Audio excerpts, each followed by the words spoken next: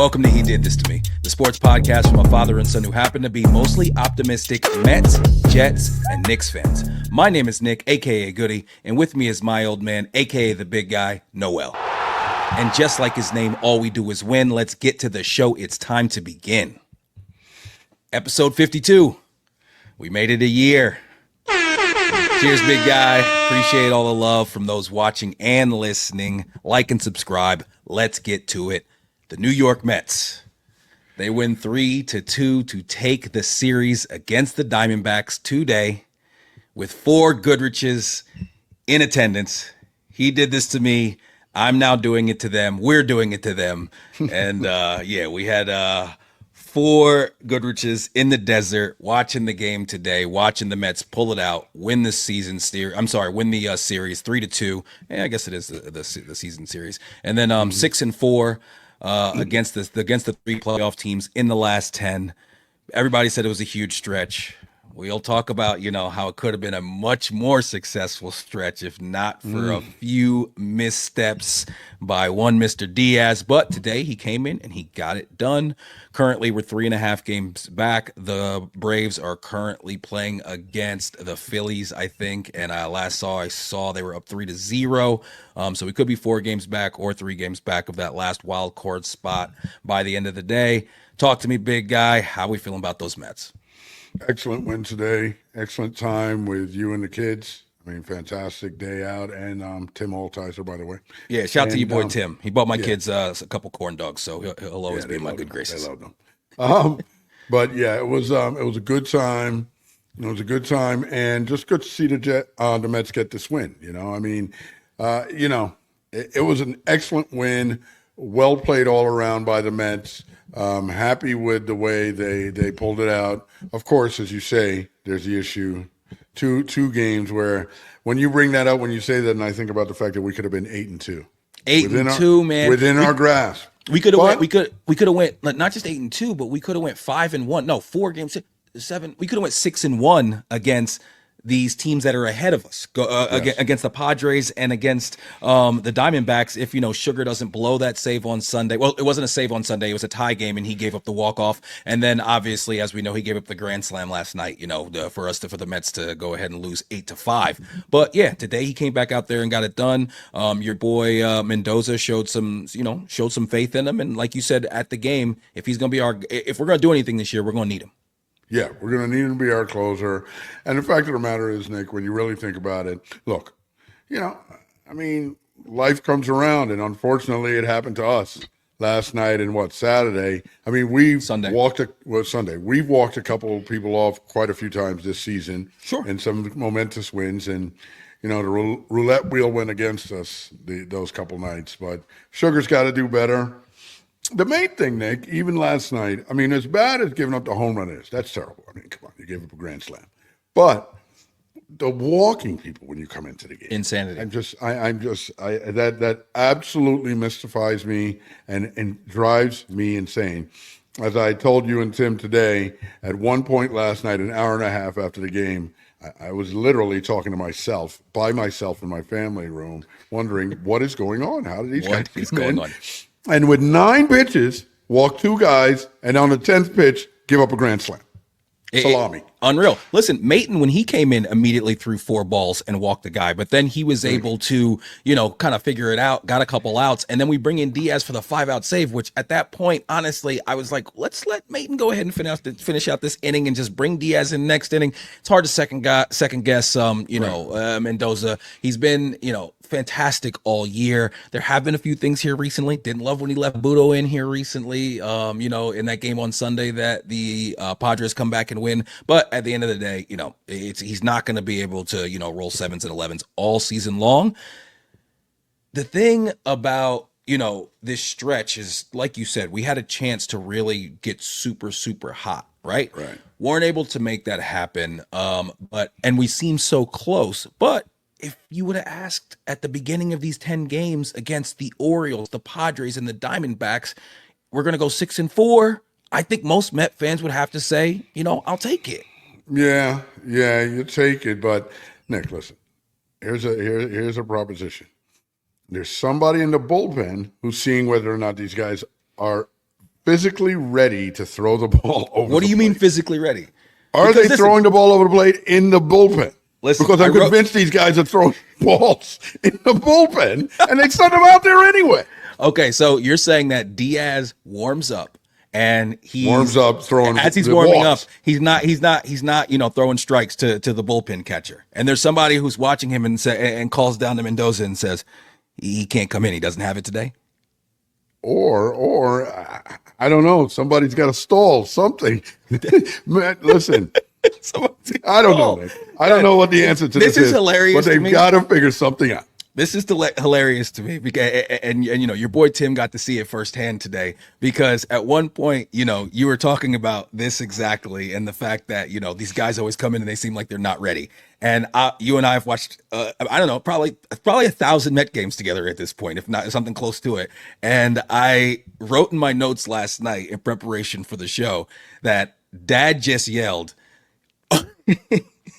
I don't understand. Are these guys warming up before they come in the game or what? I knew for a fact because I was watching the game, not with you last night, that's what you were saying. And then you said it in front of your boy Tim today, and I showed him the note from last night. He thought that was amazing. But yeah, man, it's just like it's very, very frustrating. There's nothing more frustrating than when a reliever comes in and starts walking the ballpark. And the New York Mets lead the entire MLB in walks this year, and it's been our absolute bugaboo. And it seems like they always make us pay. They always make us pay whenever we get a walk. That ding dong is coming soon afterwards, and it's just like, yeah, man, it's been very, very frustrating this year, and it's something we gotta try to address if we want to get to October and possibly do any sort of damage. Then I don't know what the answer is to make these guys not do that when they come in the game, but. I mean, greater baseball minds than I'm sure, have questioned the same thing and been like, what is going on? How do we stop this?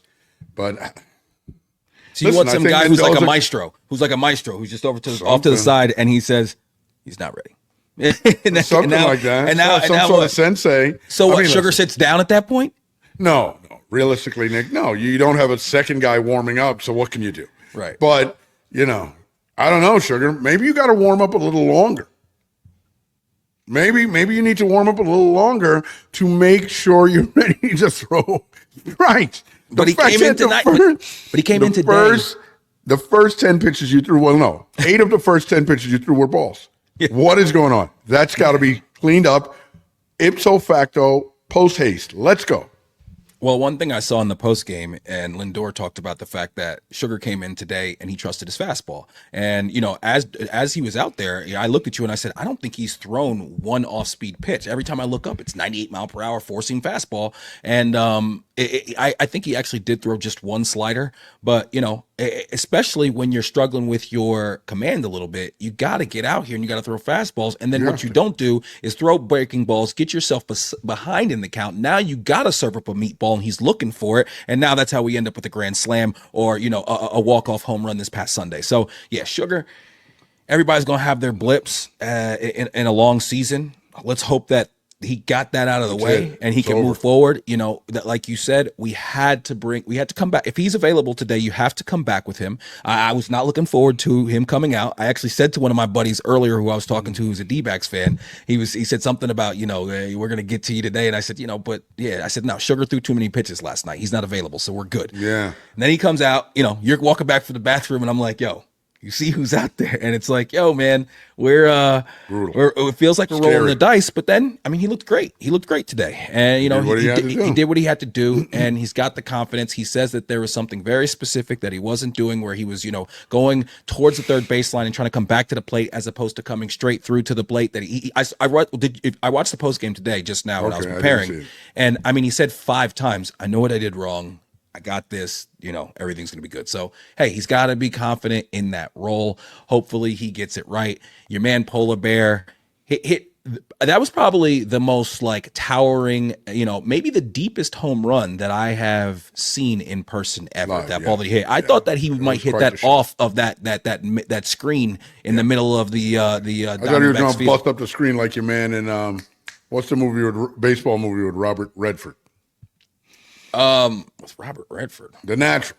Oh, The Natural. Oh, yeah. And on his bat, he has that He has that like lightning bolt that's just like the Mets hitters have on their batting gloves. Okay. Okay. You I never did noticed not that? know that. No, I Yeah. did not notice that. Fun fact, kids. Yeah, I don't think many of the kids are going to know about that, but It's a yeah, no. great fact for you 60-year-olds out there. Yeah, and as I'm sitting here trying to search and look for something because I'm listening to you, I just typed Robert Redford. But no, There you go. listen, man. At the end of Sundance. the day, you know, Butch Cassidy. we're still 3.5 games out. Okay, we got a lot of baseball left to play. You know, our next few series, you got White Sox, Red Sox, Blue Jays. Got to dominate that stretch. Gotta Have to. dominate. Have to dominate that stretch. The Braves are 8-2 in their last 10. Hopefully they fall off a little bit. Peterson, man, continues to have a very impressive season. I like He's got him. an ERA under 3. The team is 13-3 in his 16 starts this season. It's amazing. Question. We go back home. It's save time. You're bringing in Sugar. Do you play the Timmy trumpets? What do you mean? Why wouldn't we? They play it every time he comes in the game at home. Yeah. I hadn't noticed that. No, I noticed it a couple games ago, but No, they do it. at what point, and listen, he's doing fine now. He did fine today. But just a question. At what point, if he was really just terrible, and I mean just terrible, at what point do you say, oh, okay, Sugar, go in the game. No music this time. Just go. Listen, a closer never abandons his song. Like you always, closers have songs and they come out to that song. Like that's, Right. oh, Enter Sandman. The whole yeah, thing. Enter Sandman, both that, which was, you know. But then again, he never had that major downturn. He was always great. I know, but there's lots. So- All closers. Look, Billy Wagner Right. came out to that same Enter Sandman song, and allegedly started coming out to it first, Right, before right. Mariano Rivera did. And listen, he's always going to come out to that song. I think that he would get if he would get demoted from a closer's role before he would, stop not come out to that song. And then I think, everybody in baseball comes out to a song. That's what they do. Okay. Everybody does. The hitters, the pitchers, everybody comes out to a song. Okay. I mean, come on. DeGrom coming out to Simple Man is one of like. I watched that recently. That randomly came up in my algorithm. I had to watch the other day.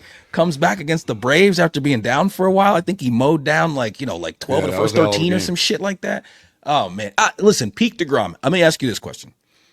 Pete DeGrom. Peak DeGrom.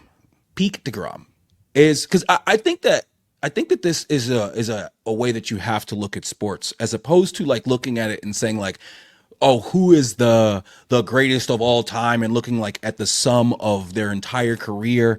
I like to look at like, okay, this guy at his peak, especially when it comes to fighters, because it's like there's certain guys when it comes to fighters where you could say like peak BJ Penn, peak John Jones versus, peak Anderson Silva. Who cares what they did? I'm just talking about when they were their absolute best. Who's the best? I think that's a more interesting argument sometimes when it comes specifically to Mets pitchers. Not even Mets. We don't even have to just have this conversation about Mets. When it comes to pitchers in the major leagues, I take Pete DeGrom. peak DeGrom. Yes, I do. I agree. I see where you're going. And yes, I Pete DeGrom for me, I don't know, man. I mean, listen, you had Seaver, you had Gooden. Wow, maybe Gooden. No, I might have to say Gooden, Nick. When Gooden was electric Right. in 85, 86, Right. you might have to go with Gooden. But Pete DeGrom's fresher in mind. He was extremely impressive. I look at it like the coming out party was that All-Star game. Remember that All-Star game where he came in and just mowed down the three hitters that he had, and like people didn't even know who he was at that point. The Harvey and Syndergaard were the more well-known guys on that rotation at that time, Ballyhooed. and then he ballyhooed. And then he just had this stretch, and then he would get hurt, and he'd be gone for a while. But the first start back from being hurt, he would be like right back on it, and you'd be like, "Yo, man, if we could just keep this guy going for a little bit." To me personally, I would say that like in my lifetime, the other guys that I've seen that I would put on that level, Randy Johnson.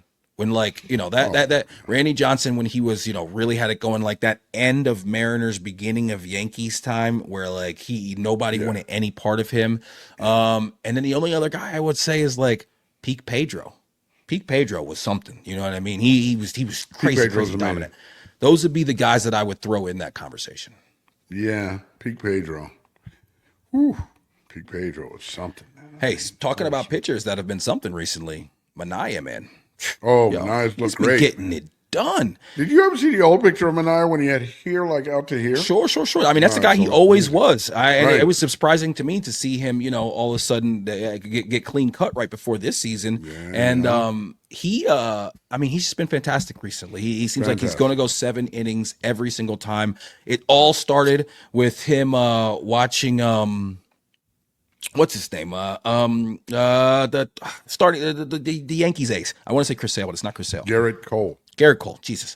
It's all started with him watching Cole and something about his mechanics and something about how he was being aggressive. And Mania says he kind of like flipped the switch and started doing things a little bit differently that day. And now, I mean, since then he's been fantastic. He's been the best starter on our staff probably this season. Definitely here recently. I mean, Peterson is probably the only person that you could argue, but he's been fantastic. And you know what?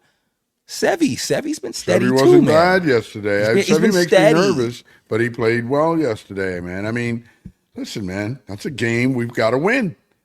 The pitcher gave us just enough, the starting pitcher, and everyone else, pitched in and did what they had to do. You're not going to win every game by 4 runs. Right. We were right there, man. We just need to close it down. And listen, that is the problem the biggest problem in all of the major leagues is the bullpens, right? Sure. That is the main problem. And listen, but, batting is down quite a bit. Average for sure. Average, yeah. That plays a part as well, obviously. Yeah, Iglesias continues to be a godsend. I mean, he's played fantastic. He's great in the field. Watching him up close, you can just see even in the warm-ups how natural of a fielder he is. What, by the way, let's take a quick second and, shout out to my wonderful mother. These seats that we had today were fantastic. Section 113, row 22. That was excellent seats, man. Great seats. Not a ton of people in the ballpark. It was a day game, but the D-backs, I mean, you guys made it to the World Series last year. You're the hottest team in baseball over the last month. You would think that they would be able to get, a few more butts in the seats, man. And the Mets fans were at least 40-60, if not more. Yeah, I'd say 40-60, but Nick, it's just not as big. I think you compare everything in your mind to East Coast. It's not that way. And it's not just East Coast. Dodger Stadium's packed. Well, yeah, Dodger Stadium's packed, but also too. I mean, listen, there's a decent population in this city, but one, as we spoke about earlier, a lot of the population is transient, or they just didn't grow up here. And two, you're talking about 2 places now, East Coast and Dodger Stadium, Philly, all that. There's such a dense population. That's why you have so many people who will come to games. I mean, like the Knicks sell out every night because everyone's there and it's a good happening. Some of it's that, but there's a Even lot when of they suck. Even when they suck, but there's some places in the NBA like a Utah where like they get great attendance all the time, and it's Utah, and it's a happening there. But because exactly, some cities are better sports cities. Like Atlanta sucks. Arizona, sure. Phoenix. It's it's definitely. Listen, I personally think for the size that this city is, I would think that their fan bases would be a little bit more rabid, especially like I said, when you are coming off of a like Cinderella run to the World Series, and you're one of the better teams the best team in baseball over the last month, but like one of the better teams in baseball overall. Like you would think that would get a little bit more interest. That's what I would think personally, and especially when thing. It's the transplant thing. That some of it's that, but I look at the Mets, and like the Mets have going against them the fact that they are going against Broadway and the best entertainment and food in the world. And in addition to that, there's just a little thing called the New York Yankees, the most storied franchise in all of sports, in the exact same sport right around the corner. So I just listen. Everything's so new out here when it comes to like sports and stuff like that, especially if you get away from those Dodgers, Giants teams with the New York roots. Like, the Diamondbacks didn't become a team until the 90s. So it's like, you got, a lot more history on the East Coast. And I just think baseball in general, like it's just more of a baseball atmosphere on the East Coast. It's more ingrained in the culture, and that's not just in in New York. I'm talking Philly, Boston, all over there. I think. Right. No, certain Baltimore. things are bigger regionally. I mean, obviously. Sure. Like we've spoken about before, like high school lacrosse. much bigger regionally, in certain areas. It's just not as big, So I think that plays a big part to it. And like I said, the whole transplant thing, so many people like New York, it's generational. You know what I mean? Out here, there's not as many deep generations of people that are from right here in Phoenix. Fair. I mean, that's the essence of this podcast, right? Yeah. It's generational. Yeah. No doubt. So Iglesias, that game-winning RBI off of Perdomo's glove. This guy Perdomo, man. I know that you said you've heard this from some of your D-backs friends. I know that since he's been up, he has hit the ball well. He's been a little bit of an infusion for them, but he seems very shaky in the field. He had a tough series, at shortstop. Yeah, I thought so. And, the fact of the matter is, Nick, let's face it, we are shortstop snobs. Okay? Yeah. We've got one of the best shortstops in the game. A guy that this season he's the best shortstop in the game overall. Yeah. But it's not just at the bat, which he's been fantastic, but when you really think about that 6-week start and the fact that his average is where it is now, that's amazing for those of us who actually watch every game. Up over 270, hit another home run today. Right. If you watch him play those first 6 weeks, you thought that there was no way he was green batting over 205 for the season. It was terrible. He was on the interstate, as Keith would say. Yeah. But yeah, and beyond all that, his play in the field is so fantastic, sterling. He makes so many plays I see these other guys try to make, and they don't make them. He's one of those guys that if he had a little less range and anticipation, he would make probably some more spectacular plays. He wouldn't make as many plays, but he would make some more spectacular plays because he makes some of those spectacular plays just look easy and routine. Mm-hmm. The way he handles and deals with like in between hops and shit sometimes, it doesn't even look like he's doing anything crazy because he's just so steady. And always the perfect throw. Fires it straight at him. Does he ever make a throwing error? I've seen him like throw a ball like, where Pete had to like step and then step on the back. And then, he's like looking at Pete like, my bad. But I can't remember ever seeing him just like airmail a ball. No, like over Pete's head? Never. Right. I literally never seen him or like pull him off the bag where Pete can't make the play. Come on. I feel like it has to have happened, but I really can't remember that off the top of my head. Not this season for sure. That was Vientos. Who did that. Oh, Vientos is going to do that every once. But Vientos, he's done much better. He's gotten much better at the field. And Vientos, especially in that San Diego series, had some really good at-bats and hits. That guy, the way that he can hit a home run up the middle, just turn on a ball inside, get his hands in and get that barrel out and rock a ball up the middle. And he's at the age where he's just going to get stronger. And he did have some really, really good plays in the last like month or so at third. Yeah. I think about the play that he had in that game with Minaya, where where Minaya was perfect through, I think, 5 1/3 or 6 1/3, where he, has to make a bare hand and make the fire over. Listen, Vientos is coming along, man. No doubt about it. I'm very happy. We know he's got a bat. Him. I'm very happy with Vientos. We never thought he was going to. I didn't think he was going to be this good this soon. Nobody did. So, gotta love what you see from him at the plate. He's fantastic in the field. He's definitely coming along. Hey, man, like I think I said the same thing last week. You got to give this guy David Stearns credit. The people that we have on this team, we didn't have as many good ball players on this team last year. Right. We just didn't. Okay? Exactly. Top to bottom, we did not. And it showed, both pitching and hitting. Now, that doesn't mean we got the greatest pitching staff or the greatest hitting, but we're a more steady and strong team now, top to bottom. Like and I see that going forward. Solid. Complete. That's the right word. Yes. And I see that going forward. Who are we bringing up? We haven't spoken about this. Who are we bringing up in September? Listen, some people are saying Drew Gilbert. Well, Beatty was coming up, but he's out now. Broke his finger. Yeah, he broke his index finger. I think Drew Gilbert is definitely somebody that we're going to see. And then, honestly, if you look at it, it's not.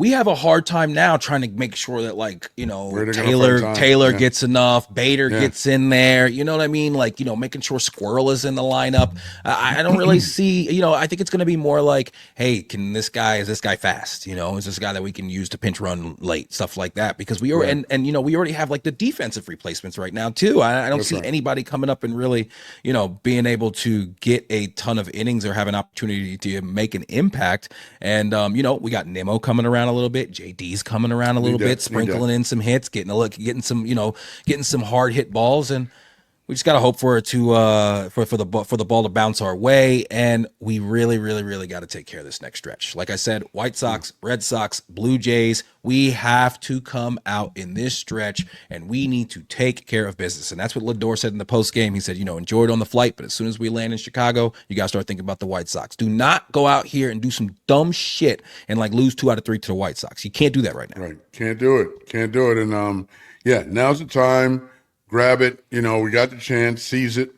I think they can do this, man. I really do. I think they're going to do it. And I see these other teams. They've been. Whenever I see teams achieving all this, and they've been so hot, the law of averages always comes to bear in the sport of baseball. Yeah. They've got to fall off slightly, and we've got to capitalize when that happens.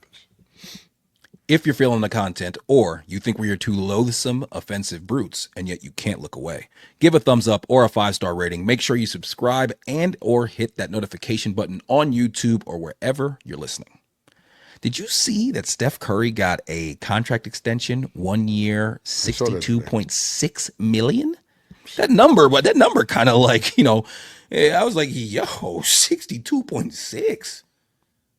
And okay, Nick, so I get it. They're doing that because they're anticipating the boost in the salary cap and everything. So they're just looking at it as a percentage of their overall cap number. So I get it. But my first reaction was, dude, are you guys planning to have a bench? But, like I say, it's part of the overall percentage, right? So they must think it'll work. And that time, what they anticipate the cap to be that year. I'm just a little surprised that Steph is not, kind of saying like, again, it's crazy to talk about other people's money like this, but Steph can't say, yo, give me 50 for that year and let's get the best team around. I mean, you're signing 1 year deals at this point of your career. You're at the end of your career. You're ready to, you're about to, you're obviously all you're doing right now is ring chasing. You're not paper chasing if you're Steph Curry. You got all the money in the world.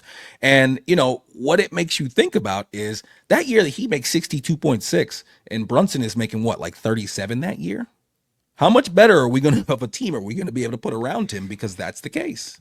Right. But, Nick, listen, I agree with you as a fan, right? But I'm sure this guy has an agent and whoever else in his ear saying, look, Steph, I'm sure there's reasoning that you and I can't even think of.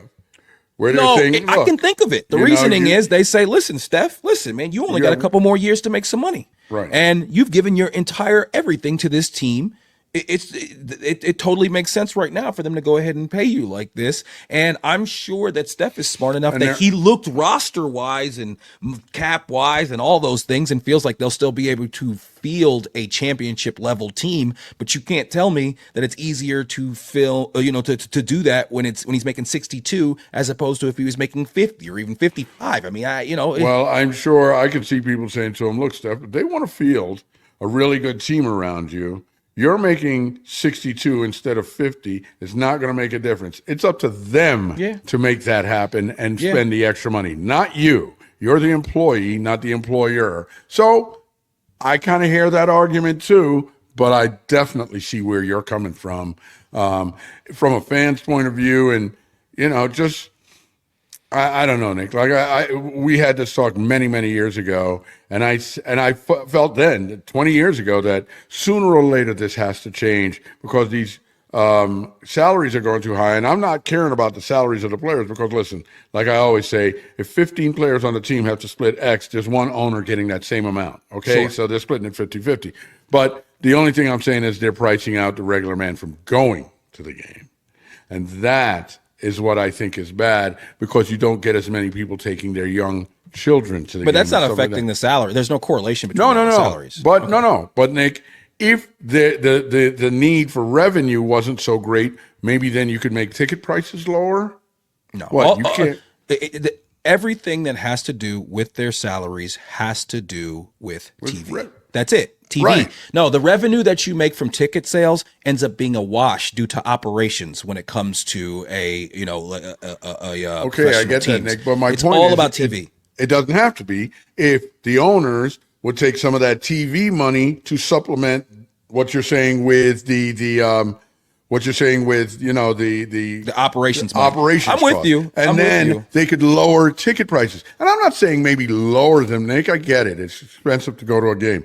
But like I told you a million times, if you were a kid now, I don't know that I could afford to have those season tickets all those years, and we go to so many games and to make you such the great Knicks fan that you are. I mean, that's just a reality for thousands and thousands of people who love the game, and millions of people who love the game and love it. But Nick, most people you speak to in the country have never been to an NBA game. I think that I don't know that as a fact, but I think that's true. Oh no, I definitely don't think there's 175 million people that have been to NBA games. So yeah, that's Right, definitely but I'm not the also case. saying beyond that, You're talking about like fans. Right. People who like the game, most of them have never been to a game. I don't know about that. Or That's they've probably been close. to very few on Been a average. very few. And listen, 'Cause man, it's hard I to feel afford. I feel very lucky to be able to do it with my kids sometimes. And I feel very lucky, obviously, to have grown up in the situation with you where we not only went to a ton of Met games, we went to a ton of Knick games. Like, we did all those things. And like, it is a thing where it's so wildly expensive now, and I think that that's never going to change just because the people that are making those decisions are billionaires. And how do you No, I become don't a think it's billionaire? going to change. I don't think it's going to change. How do you I become a wish. billionaire? You know what I mean? Like, unfortunately, that's just what it is. But yeah, Steph deserves every penny. That's a fact. He deserves every penny. That's a fact. I just wonder how it's going to affect the Warriors moving forward as far as roster flexibility and the team they're able to field around them. Yeah. I mean, listen, that's got to be a consideration, and I don't know, but so they're able to give Steph 62. 62. But how much did Clay get in over here in what is he? What team is he on? Dallas. Clippers. Dallas. On Dallas. Sorry. And how much did he get? You know what I mean? Now there's your angle right there, Nick. Could he have taken a little less to keep Clay? Was that even discussed? Well, listen, Clay took a 3-year, $50 million contract. You know what I'm saying, Nick? So it he's wasn't not money. making big money. No. With Clay, it was not money. Clay, everybody said that. Clay was ready to move on. Clay was ready to move on. And really, his decision was between the Lakers and the Mavericks, and and the Lakers offered him more money. That was like LeBron taking his pay cut, was trying to give some room for Clay. And the Mavericks, he honestly looked at it as this is the better chance. Better roster. So yeah, no. Many people say that February of this year, Clay was like, things were getting weird conversations happening in the locker room. Things weren't going well. He was, he a couple blow ups and shit like that. Like, I read an article about it. Yeah. Clay was on the way Really? out. Blow ups with who? Draymond? No, it was more so like what I read was like, it was like some shit where he was just in the locker room, just like talking crazy loud, like not even like really to anybody, like that Clay, like not even like a back and forth, but him just like in the locker room, like getting all fired up and being upset. Out of his neck. Yeah, exactly. That type shit. I just think, listen, man, I think sometimes it's just ready to be over. And I think that also Clay is one of those players. He's so fine-tuned in like what he does, and it's so specific. And he's like, it's like the slightest bit, like one little knob turned too tight, one little thing being off, and then he falls off a cliff. And all of a sudden, like this past year, it was like, damn, like Klay Thompson's not the same anymore. One time his percentages were way down in the dumps. And then he seemed to kind of figure it out and kind of get back to, being close to what we expect him to be towards the end of the season. But I could see how for a guy like him, it's so frustrating where it's just like, dude, why can't I shoot the fucking ball? Like I've been a great shooter since I was 5. Like why all of a sudden, why am I missing shots? And like, it takes a while to figure something like that out. And sometimes, man, I think in a situation like that, you just need to change the scenery, dog. Just need to change the scenery. Right, Go to Dallas, play off of these great, guys who attract so much attention, and Luka being one of the best passers in the league. That's one of the more interesting things to watch for this season, in my opinion, is how the whole Klay Thompson and Dallas experiment goes. Oh yeah, it's going to be very interesting. But my prediction, Luka's still going to be a tubster, and your man Zion's going to come back rocked up. Rocked up. Pause. I'm saying, Yeah, I know what you're trying to say. Burley, Yeah, it's no, good Zion. I know he's. There's been pictures of him that have been floating around, and he looks like he's in great shape, which I really hope that's the case. I want to see that. It'll be interesting to see what happens with Luka. I really do think this is a turning point, because it's like, is Luka just going to stay the player that he is right now, which is a Hall of Famer? I mean, the guy in 6 seasons, he had made first team All NBA 5 times. That's insanity. I think almost everybody acknowledges the fact that there's another level for Luka to get to, and it has to do with fitness. You know what I mean? Like this guy, after a win, he's drinking a beer. After the game, he's drinking a beer. You saw that clip where he's drinking the beer, and the guy from the Mavs goes and takes it away. And it's like, hey man, I've enjoyed plenty of beers in my day. I think when you're a professional athlete and you're in the middle of the playoffs, your body needs to be like a fucking machine. You know what I mean? Where you're just like, everything that you're doing is like, going towards this goal. And I think in the offseason, it seems like maybe, Luka's having a few too many beers and a few too many, second trips to the buffet line. And he can clearly come in that shape and be one of the 3 to 5 best players in the league. But if he wants to consistently be the best player in the league and lead his team to a championship, he has to take it to a new level. Right. Luka's looking to me like that guy who's, he's looking like he's played for the Cincinnati Reds in the 70s and just chilling and smoking a ciggy at halftime or smoking a heater in the dugout. You know what I'm saying? A Marlboro. I mean, come on, Luka. You got to smarten up here. And everybody sees the fact that he played so well and is so good exposes him, because everybody sees what this guy can be. Right. You look at like I said, him and Zion both are guys that we see now. Him a much greater player than Zion at this point, but guys that we see with amazing ability. If they could get in a little better shape, could they be better? We'll see, man. I mean, listen, he knows what he has to do. If he comes back in the same shape this year, Nick, that's right, where he's got to play himself into shape, that type of shit. That type of shit. Listen, he heard what people were saying this postseason, okay? Yep. And it was obvious. He was exposed on defense. I don't care. He's a great offensive player. He was exposed on defense. If he comes back in that same shape, that says a lot about who he is and who he's going to be. Yeah, NBA training camp right around the corner. I got some NFL quick hitters for you, big guy. Russell Wilson named the starter like we both expected. My question for you, does he end the season as QB1? No. What's his name will be in by midseason, because one of two things I think happens with the Steelers. They're going to either be playing well. Well, listen, if they're playing well and things are going good, then maybe Russell stays in, because I don't think Russell will turn over the ball a lot. The problem is that I think he's behind a shaky offensive line. So I think he might get hit and turn the ball over that way. I'm saying he won't throw too many interceptions. And then that's going to get to a point where either he gets hurt, or then you got to bring in your man Justin Fields, because he can run. I will say, I like Justin Fields. I've always liked him, but he's very turnover prone. Yeah. But that guy's legs are amazing. The guy can really run, and he's got long strides. I think he's really good when he runs, and I think he's got a very strong arm. And especially if they're playing badly. If they're playing badly, there's another reason why Russell's going to be out and Fields is going to be in. Because they're going to, well, what are we sticking with this guy for? Let's go. Let's see what he can do. Yeah, once you're out of it, it doesn't make sense to. But is Pittsburgh ever out of it? They never seem like a team that's just out of it early. You know what I mean? Like they're always hanging around 500 at the very least. And Tom has an amazing overall record when it comes to getting to the playoffs and finishing over 500. So we'll see how that ends up. I think that Russell starts out, and I honestly, I don't know, for some reason I feel like he's going to play well, and they are going to play well. And as Tomlin said when he talked about it, he said, this guy comes in with a resume, and what that really says to me is that they were looking for Fields to come in and establish himself and do something to make him feel like, oh no, this guy's the starter, and he wasn't able to do that. And neither of them had a great preseason. Russ didn't play a ton of plays. Fields played about double the amount of plays that he played. But when you look at him and neither of them distinguishes himself, you're going to go with the veteran. Why not? You got to go with the experience right there. And listen, I don't think Russell Wilson is done. I mean, some people talk about him like he's done.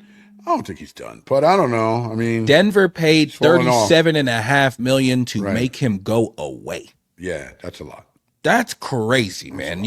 Listen, I don't know if Russell is done or not, but we're gonna find out. Right now, because if it's week 4 and he's not doing it, and they got to bring in Fields at that point, Russ. Next year you're either carrying somebody's water or you're in a suit talking about the game. Yeah. I heard some people. I heard one guy telling a story about Russ the other morning, and saying this dude is so corny that he was practicing huddles. He was practicing like barking out everything in the huddle in the end zone by himself. And also too, like on day, I don't know why that's so bad. It just sounded funny, complete with the clap and everything. But I heard. Yeah, hold on.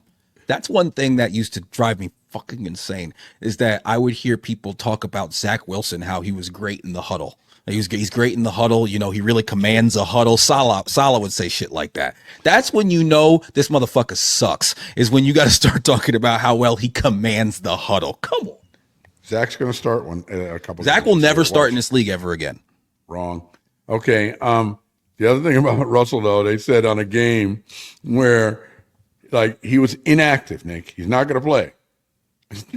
Dressed full uniform and eye black. That I can picture. Russell Wilson probably dresses up as himself for Halloween. Right. What are you doing? Eye black? You're not going to play. That's awesome.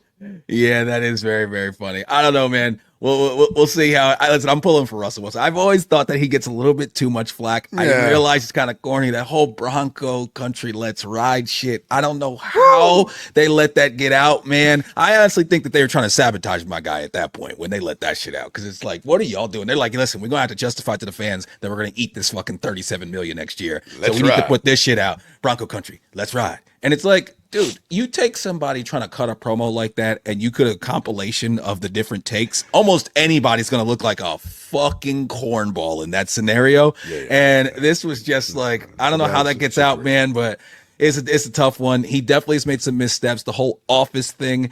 But you know what? Listen, he made some missteps, but he also got saddled with Hackett as a head coach who greenlighted all that shit. And as we know, is not that great of an offensive mind if he doesn't have Aaron Rodgers under center. Anyway. Okay, folks, make a note of this, because by mid-season, this young man is going to be singing the praises of one Nathaniel. No, because nothing that happens this season. Listen, the only way that I will do that. So if they have a dynamic offense and they're making good play calls and all that, none of that has to do with him. It's all Aaron Rodgers. 1,000%. We saw what this guy looks. We've seen the last 2 seasons what this guy looks like as an offensive mind without Aaron Rodgers. So anything that I see this year that happens with Aaron Rodgers, I'm going to completely and totally attribute to Aaron Rodgers. Or you could completely and totally attribute that when they sucked, it was in a large part because they sucked. I mean, the quarterback sucked. Their offensive line sucked. Hackett sucked last year. He was not good at his job last year. Yeah, he wasn't great, but I'm saying he's going to rejuvenate. He's not going to rejuvenate. He is going to rediscover Aaron Rodgers as his quarterback, and Aaron Rodgers is going to be the offensive coordinator, and that will lead us to glory, hopefully. But none of it in my listen. I'll at the parade, if the Jets win the Super Bowl at the parade, if I walk past Hackett, I'll give him a pat on the ass and keep it moving. But that's all he gets for me. Yeah, okay. All right. Probably going to be a head coach within a couple of years after this. No, I don't I'm think joking. he will ever get a head coaching job ever. Yeah, that According to didn't work Sean out for Payton, him well. he did And one of the worst head coaching jobs in the Sean history Payton's of a football. dick. He is a douchebag. He's clearly a douche. Dak is not happy. He did not get paid, and he is now, awaiting the small time that we have between now and the opening of the regular season and hoping he gets a deal. When asked what he thinks if he does get paid or a deal does get done or not between now and the beginning of the regular season, he said, I think it says a lot if it is or it isn't. When pressed on what exactly that means, he said, just how people feel. You think there's trouble in Big D? Could be. I mean, look, man. Zach can be upset. Dak can be upset.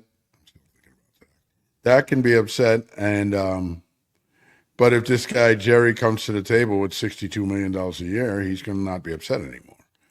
Sure, but it's really weird, Dad, for a quarterback like who's been with the team for this long to go into like as a lame duck. It's that's not something that happens often. I told you a long time ago. I think Dak is a good quarterback. I have a much better opinion of him than you do. Than most people do. You love Dak. No, You've always loved Dak. Most people. When the guy's an All-Pro every year. He's not an All-Pro. First of all, he's made some Pro Bowls. He's not an All-Pro every year. The guy was in consideration for MVP most of the season. I understand it, but listen, all I'm saying is that's the thing. I don't love Dak. I don't think he's as good as you do, but I don't think Dak sucks. Okay, but at the same time, I think that you're at least the vice president of the Dak fan club. I know people who are Dallas Cowboys fans who don't like Dak as much as you do. Dad, I remember when he got drafted, you were like, I like this guy. He's big, he's strong. You're always saying shit like that. You've always liked Dak. But it came out to be true, right? Who else thought Dak was going to be so good? I thought he was going to be good, and he's good. He's a fourth-round pick. Come on. You love Dak. He's Dak. He's a good quarterback.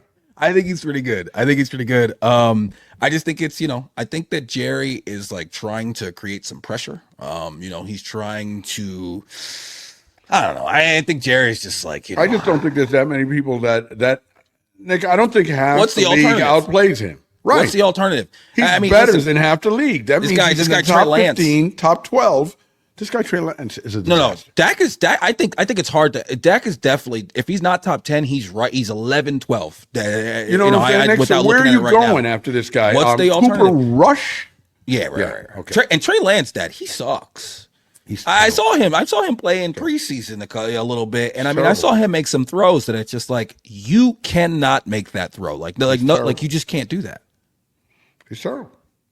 He's not that good. Imagine, think about the fact that the Niners gave up a third pick overall for this guy. Yep. How good that team is. I mean, they haven't had a ton of missteps. John Lynch. It just shows you that nobody. I mean, look how good that team is and how good they have been at personnel. Nobody's perfect with that, though. You can make terrible decisions, and you thought they were great. But listen, we're judging whether or not this guy can play ball if he's got it between the ears.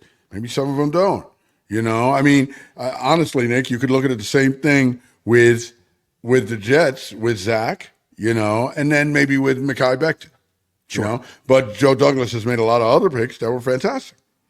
Listen, most of the other picks. No, there is not one GM who bats 1,000, and especially in the NFL, it is such a crapshoot with these guys. I mean, where else do you see, guys who are not even drafted end up becoming, not just key contributors, but sometimes stars in this league. So It's very, very hard to evaluate talent in the NFL. CD got paid.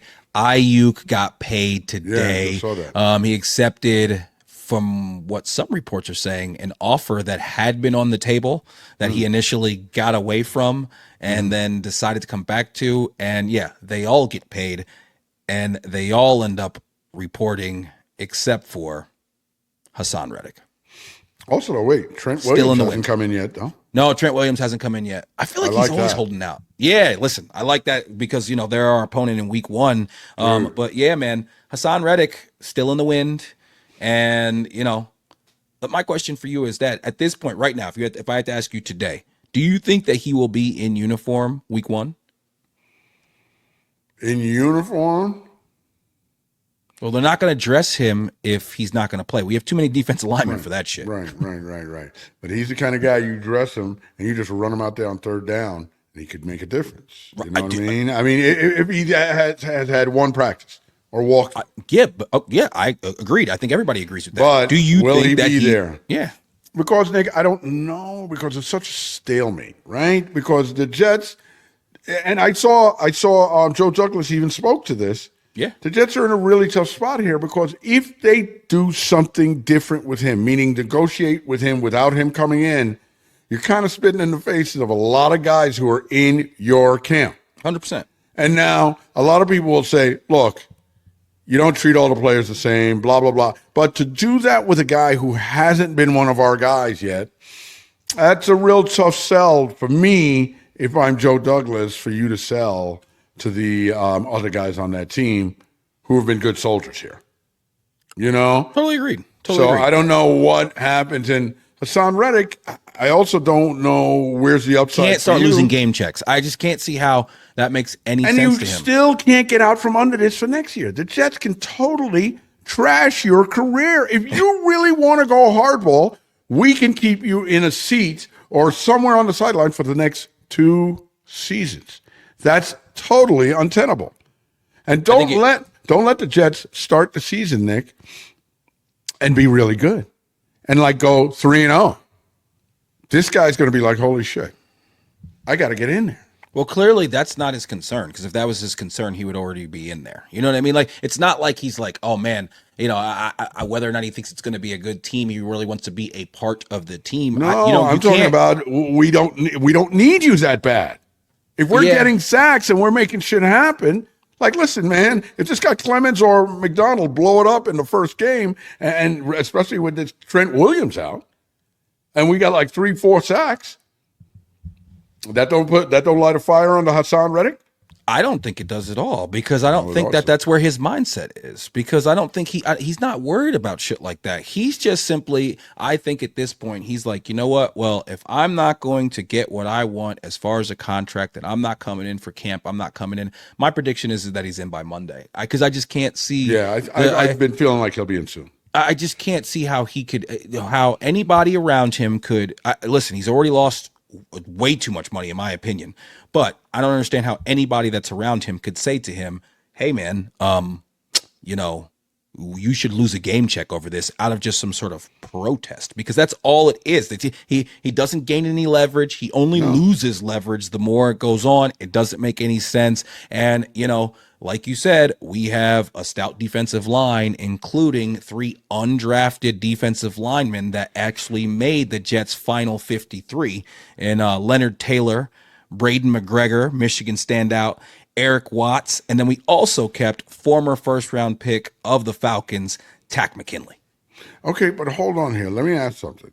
If you're Haason Reddick, right, and you let's say you come in and you hold in, don't hold out. You come in, but you say, my toe hurts, I can't play. So basically you're in so you can negotiate, or your people can negotiate. What, you can't do that and still get paid? No, you can't. No, like if he can't come in and fake an injury and the Jets doctors say he's not injured, I know you cannot. People do hold-ins. People have done hold-ins where, like, what's his name? Just not Ayuk. Was it Ayuk? He was the guy for Cincinnati. Chase. Jamar Chase. He came in. He practiced the other day. Now he's walking around in slippers. But he's not missing games. Not yet. What I'm saying is, if they say he's active on a game and he doesn't play in the game, they don't pay him that game check. If they say that if he's medically cleared, to play in the game, yeah, they can't. Okay. He can't just say like I'm medically cleared, and the doctor say, hey, there's nothing wrong with him. He says, well, I'm just not playing today, and they just have to pay. That's not how the fucking NFL works. But what I'm saying is, if Haason Reddick had done this holding shit now in training camp, they would have at least been able to negotiate. Which I understand, because he doesn't want to step foot on the field and take risk and get hurt. If he was disgusted with what they were saying, right? and let's say he came in a week ago, and my toe hurts, I can't practice, and if he thought that what the Jets were offering was bullshit, and he decided to walk out, would he be in the exact same situation he is in right now? Yeah, would that make a difference? But I also don't think that. I think that would go over even worse with your teammates. Don't be standing around here and you're faking an injury when everybody else is out here working. I think that goes over even worse. And at the end of the day, it's neither here nor there. I mean, he ain't here. He just ain't here. Yeah, it's neither. That's neither here nor there, and neither is Haason Reddick. That's right. But it's neither here nor there. But no, man. Listen, I think it's as far as the Jets and who we kept, on the final 53. Keeping those 3 undrafted defensive linemen. That's something crazy, unprecedented. That's not something that teams typically do. And then Tack McKinley as well. I've told you I like the idea of a guy who's a former first-round pick, took a year off of football. He's come back. He's more dedicated and he's ready to go. And he made some flashes during the preseason. We also kept a total of 7 wide receivers, which again is kind of a crazy number. Your boy Izzy Sticks, who I know that you weren't sure, and we both talked about. We weren't sure if there was going to be a spot for him. We're keeping 4 running backs, only 2 quarterbacks. Your guy is on the practice squad. Yeah. He's on the practice squad. He'll be back. And I remember you saying at one point that you thought that if he went to the practice squad, Swim would pick him up. You seem to really, really be. It's Hernandez, right? Martinez. I'm sorry. Adrian Martinez. You seem to really like this guy, Nick. When I saw him play, I thought he was an exciting player. He's better than your boy Tommy Cutlets. You think he's better than Tommy Cutlets, who has won NFL games? 1,000%. Yes, I think he's better than this guy. I don't know about that. I think he's got talent. I think I like Tommy Cutlets. I like him. I think he's got With some that moxie. idiot agent in the end zone. Yo, that guy's the man. Did he fire the guy though? I think that guy's the man. Hey, Tommy Cutlets agent. I don't know what your name is, but if you're looking to represent some podcasters, we'll sign with you tomorrow. I like that guy. He gets shit done. He gets shit done. Right. With the Italian horn. Come on, man. Love that guy. Love that guy. Jets. Okay, I'm gonna ask you a couple questions about the Jets. What do you think this year, big guy? All right. Let's go. Let's get the hat on. All right. So, Jets, 2024 season. Who do you think on the team is most likely to win a postseason award? Listen, if we make it to the postseason, that means Aaron Rodgers has played well. And if Aaron Rodgers plays well... No. I'm not saying anything to do with being in the postseason. I'm saying just like an end of the season award. Oh, Brees Hall. Brees, and what does he win? Brees Hall might win Offensive Player of the Year. But then again, Rodgers might win Comeback Player of the Year. If Aaron Rodgers has a good season, Nick, he's going to be a Cinderella type. If he has a good season, he has to win Comeback Player of the Year. I mean, exactly. I don't even think that's a, Come on, that's a question. Right. He's the greatest comeback, in the league this year. I mean, there's just unless, I don't know, Kirk Cousins somehow has a better season. Forget that. No, there's no chance that's happening. No, for sure. No, listen, I think that those are all good choices. I actually have similar choices. I think that the most likely is Brees with the Offensive Player of the Year. Number 2, I would have as Sauce with a Defensive Player of the Year. Sauce having his version of the 09 Revis season, where he just remember that season where Revis, where it was like Randy Moss, Andre Johnson, Chad John, don't matter who it was. They all did nothing on Revis Island. I could see Sauce, especially if we have a team that is playing from ahead and we're able to let those defensive linemen go some quarterbacks are throwing some more balls up and he's able to add some statistics to the overall dominance that he has at the position. I mean, it's so amazing that 2 years in, I mean, he's like the consensus best corner in the league. Across the board, according to... How many picks?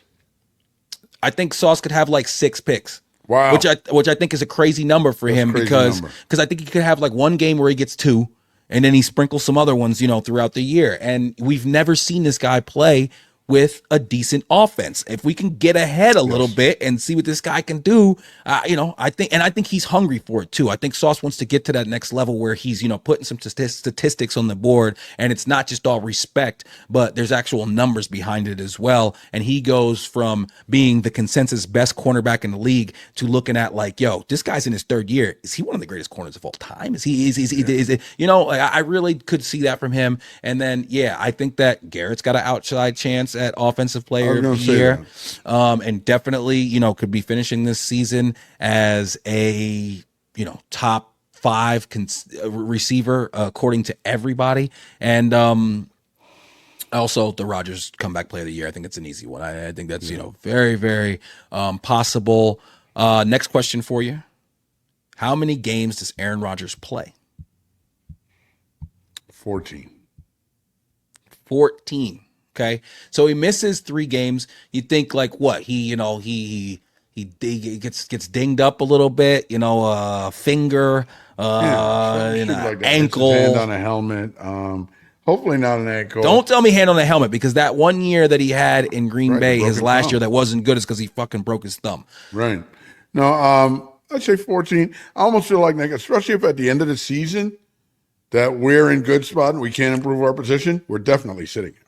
Oh, yeah. So there's at least one. I don't think we'll have 2 games that we can do that. But if we're ahead by a lot in the second half of a game, I don't know. Teams can come back so well and easily in football, but I do see where Saleh's going to want to, especially if we're having a really good season, he's going to want to get Aaron Rodgers out of some games. Yeah.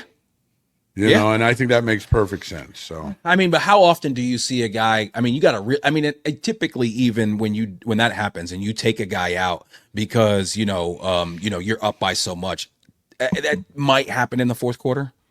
How often do you see that happen in the NFL? Right. Listen, I honestly think he's going to play all 17. I think that he's going to be.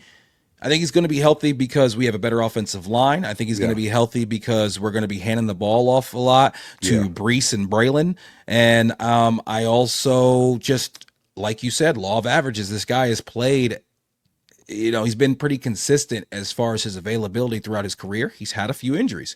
Last year, he obviously had a catastrophic injury, worst injury of his career, one of the worst injuries you can have in sports. But now he's got a bionic Achilles, and he's back and he's ready. Listening to him mic'd up, that is one of my favorite things. I love him listening to him mic'd up.